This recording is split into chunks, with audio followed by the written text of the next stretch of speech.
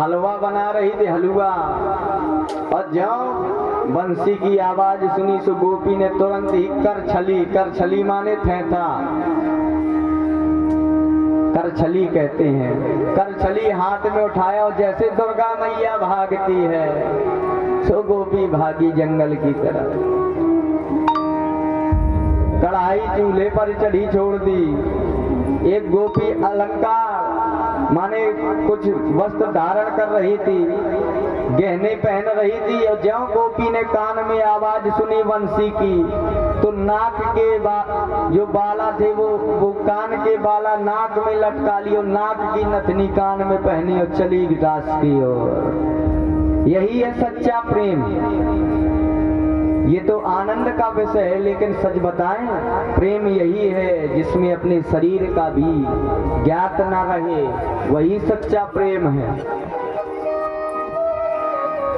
एक गोपी अंगराग लेपन कर रही थी।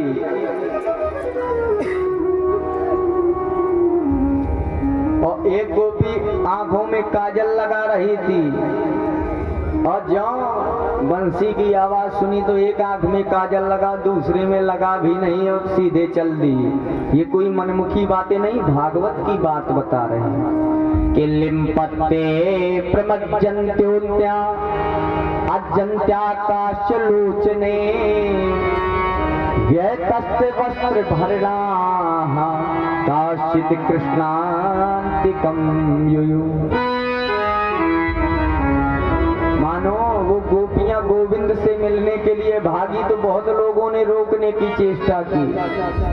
जैसे गंगा की धारा निकलती है गोमुख से, तो जब तक वो गंगा की धारा सागर को नहीं पा लेती कहीं नहीं रुकती। ऐसे ही वो छोटा मोटा अगर पत्थर भी यदि रुकावट बनता है तो उस पत्थर को भी वेग से बहा ले जाती है।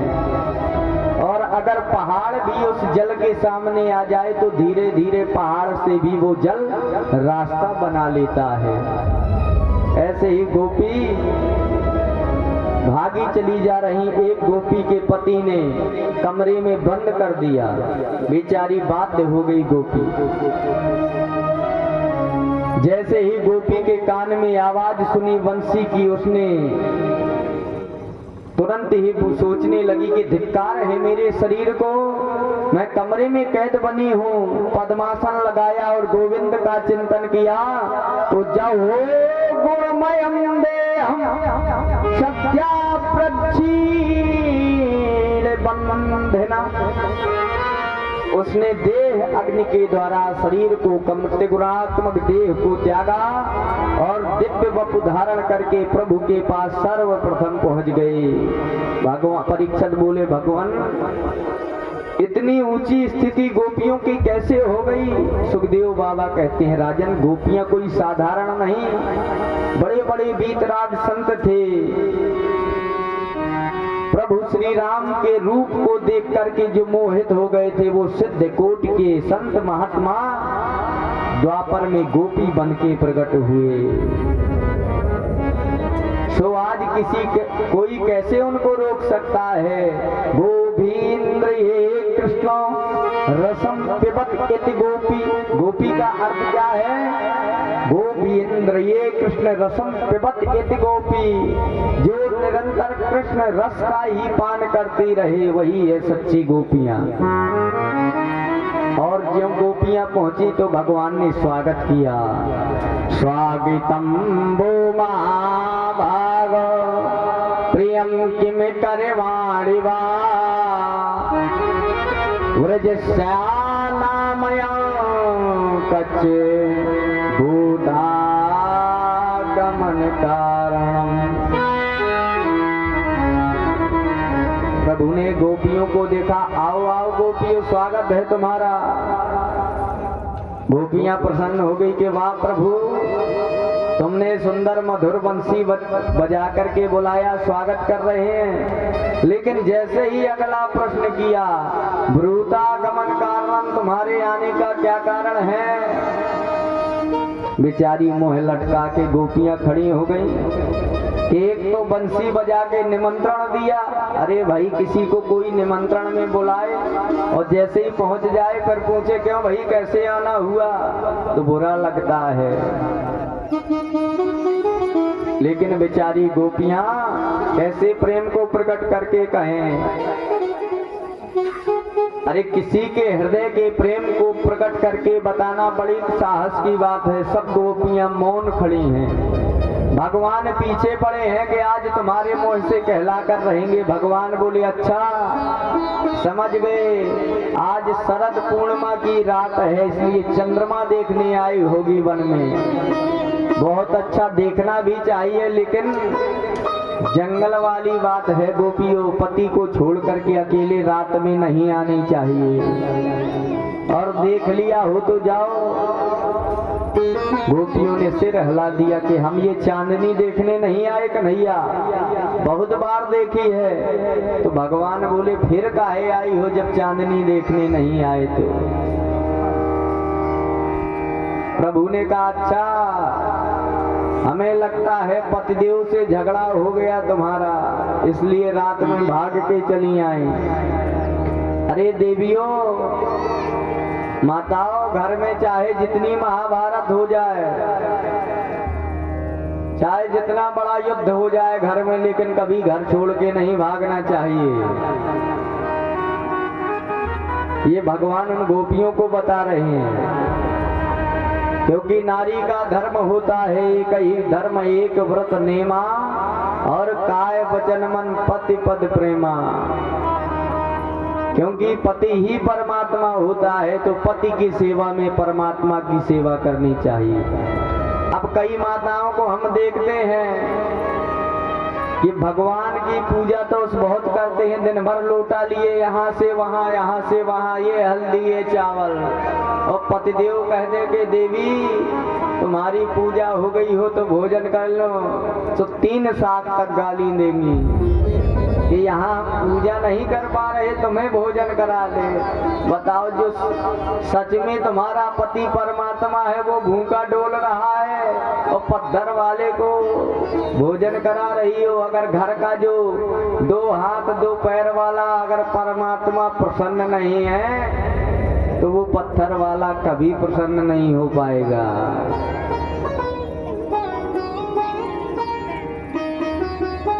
अरे अपने माता पिता भगवान ही तो हैं,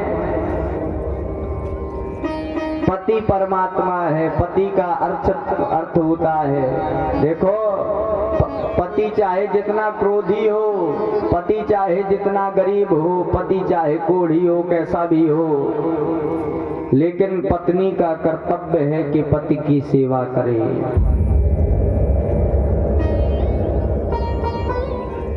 गोपियों ने सिर हिला दिया, महाराज हमारा किसी से झगड़ा नहीं हुआ। भगवान ने पूछा क्या ब्रज में कोई संकट आया है? बोले नहीं, संकट भी नहीं आया। भगवान ने कहा देखो गोपियों, प्रेम तब तक अच्छा है, बड़ी गहरी बात बता रहे हैं इस दुनिया वालों को। प्रेम तब तक अच्छा है जब तक उस प्रेम में दूरियां बनी रही। प्रेम तब तक अच्छा है जब तक प्रेम में दूरियां बनी रहे, और जिस दिन प्रेम में निकटता आती है उसी दिन से प्रेम में खटाई उत्पन्न हो जाती है। निकटता बढ़ने लगती है यदि प्रेम में तो महाराज दोष दर्शन होने लगते हैं। अरे यदि तुम्हारा मुझसे प्रेम है तो मुझसे जंगल में मिलने की क्या आवश्यकता है? मेरी चर्चाएं एक दूसरे से आपस में कर लेते, भगवान का ध्यान लगाते। मैं सुबह शाम गैया चराने जाता, वहां दर्शन कर लेते।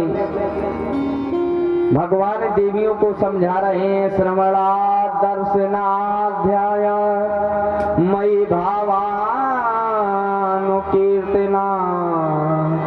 ना तथा सन्निकर्षेण प्रतिया ततो ग्रहण।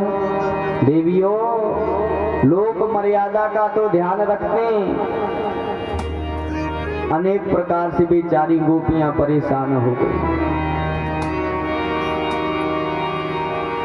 देखो, भक्त भगवान से तब मिल पाता है जब भगवान आग में बहुत तपाता है। भक्त की बड़ी कठिन परीक्षा होती है।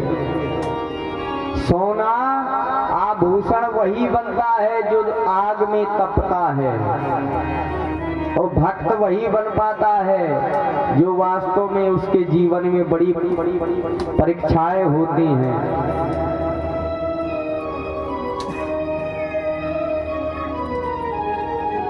भगवान ने कहा देवियों लौट जाओ। गोपियों ने कहा प्रभु हम तो लौट जाएंगे, लेकिन ये हमारा मन नहीं लौटेगा। हमारा मन तो आपने ग्रहण कर लिया है, कृष्णम गृहीत मनसा। अब आप जानते हैं सरकार, कोई इंद्रिय बिना मन के नहीं चलती, क्योंकि इंद्रियों का स्वामी होता है मन। कि चंद्रमा मन सो जाता, चंद्रमा मन सो जाता, मन का स्वामी है चंद्रमा और इंद्रियों का स्वामी है मन। तो कहा कि बिना इंद्रियां बिना मन के काम नहीं करती हैं।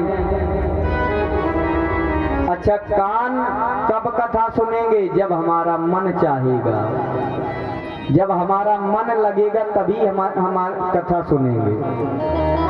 अच्छा, पैर घर से कब चलेंगे? जब हमारा मन आदेश देगा कि चलो कथा सुनाए। और जब प्रभु आपने मन चुरा लिया तो पैर भले कैसे लौट सकेंगे? चित्तम सुखीन भवता हरदम गृहेषु यन्निस्विर्षित्युत करावपि गृहकृति। प्रभु आप बंसी बजाकर हमारे चित्र को तो बड़े आराम से चुरा लिया। अब हमारे पैर घर की तरफ नहीं जाएंगे। भगवान बोले तुम्हारे पैर काम नहीं कर रहे, तो बताओ तुम्हें योग बल के द्वारा घर पहुंचा दूं। गोपियां बोली वाह, तन को भले ही आप घर पहुंचा देंगे, लेकिन हमारा मन प्रभु आप में लगा रहेगा। भगवान बोले अच्छा तो तुम क्या चाहती हो? गोपियों ने अपने मन के भाव प्रकट कर दिए, और भगवान भी गोपियों से मन के भाव ही तो कहलवाना चाहते थे। सो गोपियों ने कह दिया कि सिंचांग नस्तुत धरा मृतपूर के हासावलोक कलगी ते जहाज छयागी नोचेद वयम बिरहा जागन्योपयुक्त देहा ध्यायेन याम पदयो पदवीं सखीति। गोपियों ने कहा कि हे प्रभु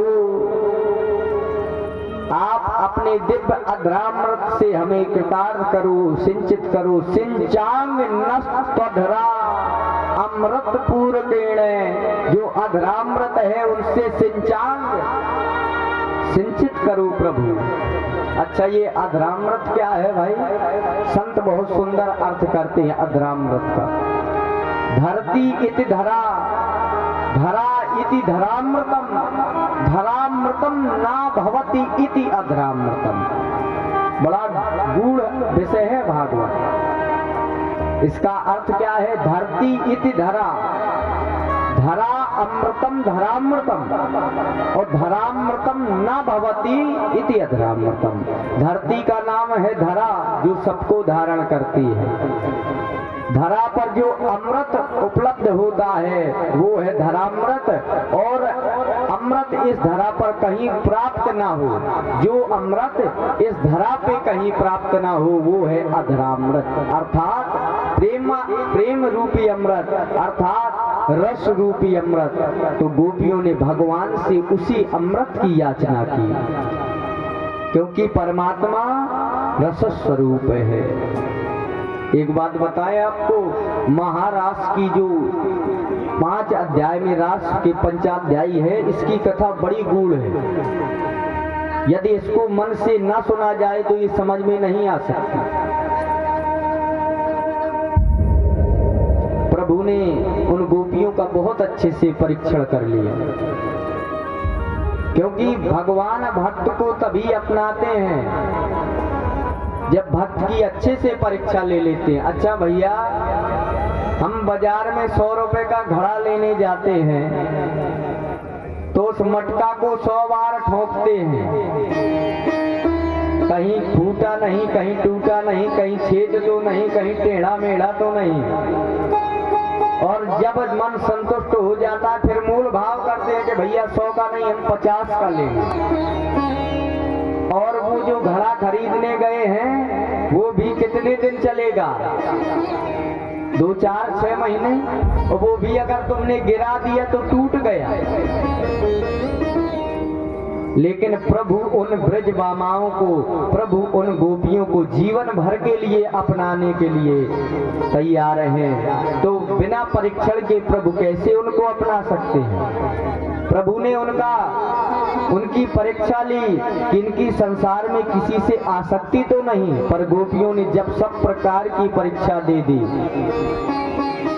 महाराज हम सब कुछ त्याग कर आपके पास आए हैं। भगवान प्रसन्न हो गए, परीक्षा में पास हो गए। आत्मा रामोप्यरीरमत, अब आत्मा राम प्रभु बामाओं के साथ विहार करने लगी। जैसे ही प्रभु ने उन ब्रज बामाओं का मनोरथ पूर्ण किया तो नाचते नट नागर को देखकर गोपियों को भ्रम हो गया कि देखो कैसे नाच रहा है हमारे इशारे पर। अरे हमने तो गोपियों को अभिमान हो गया उसी जगह कि हमने तो त्रिभुवन के पति को अपने वश में कर लिया। ताता थैया करके भगवान थिरकने लगे। कामदेव ने देखा तो कामदेव को अभिमान हो गया। कामदेव को सबसे बड़ा अभिमान था। भगवान ने चुनौती दी कि आओ तुम भी आओ। और ज्यों तुमने योगियों को, भगवान ने कह दिया भले ही तुमने योगियों को समाधि से विचलित कर दिया, पर मैं योगी नहीं, मैं योगेश्वर कृष्ण हूँ। अगर तुम मुझ पर अपना प्रभाव दिखा, मैं सुंदरियों के बीच में विहार कर रहा हूँ, आओ मन में कोई विकार पैदा करके चलाओ। तो कामदेव ने अपने सारे बाण चला दिए उस महाराज में। कामदेव के कौन कौन से बाण हैं? वशीकरण, उच्चाटन, सम्मोहन, स्तंभन और उद्दीपन, ये कामदेव के 5 बाण हैं। वशीकरण, पर रति के पति कामदेव को पकड़कर भगवान ने लटका दिया और उसको लटका करके भगवान ने सुंदर विहार किया। कामदेव लज्जित होकर के चरणों में गिर गया। भगवान ने उसी दिन से भगवान का कामदेव ने नाम रख दिया अच्युत, माने कामदेव का कोई प्रभाव नहीं पड़ा भगवान कन्हैया पर। वो अपने पथ से विमुख नहीं हुए, इसलिए परमात्मा का नाम हो गया अच्युत। अच्युतम केशवम राम नारायणम कृष्ण दामोदरम वासुदेवम भजिम। ये सब भगवान के हैं। राम कृष्ण, श्रीधरम माधवम गोपिका पल्लभम जानकी नायकम रामचंद्रम भजेहम। ये भगवान का स्वरूप है। काम का अभिमान चला गया। कामदेव पराजित होकर श्री कृष्ण की द्वारका में आकर के प्रथम पुत्र बना। अभी कल की कथा में आपको सुनाएंगे कि यही कामदेव भगवान कृष्ण का प्रथम पुत्र बना। परंतु नाचते माधव ब्रजबामाओं के बीच में दर्शन दिए और उन्होंने विचार किया कहीं इनको स्वाभिमान ना हो जाए, अभिमान ना हो जाए। तो तुरंत ही बाकी सब गोपियों के बीच से भगवान अंतर ध्यान हो गए। अंतर्हिते भगवती सहिसेव ब्रजांगना।